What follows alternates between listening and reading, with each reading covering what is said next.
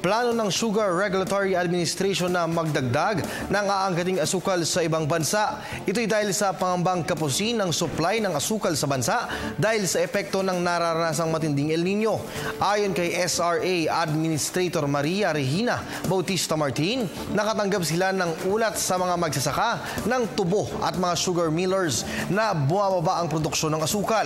Ngunit tiniyak naman ni Martin na pinag-aaralan na nila ang sitwasyon.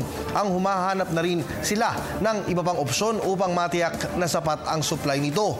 Dagdag pa ni Martin, posibleng makapag-angkat ang mga trader ng 1.25 metriko tonelada sa kada metriko tonelada na i-export sa bansa. Paliwanag ni Martin, makatutulong ito upang makapag-imbak ng sapat na supply ng asukal, habang ang mga local exporter at traders naman ay sisikaping matugunan ang kakulangan ng bansa at makapag-export ng asukal sa Estados Unidos sa ilalim ng Tariff Quota Scheme.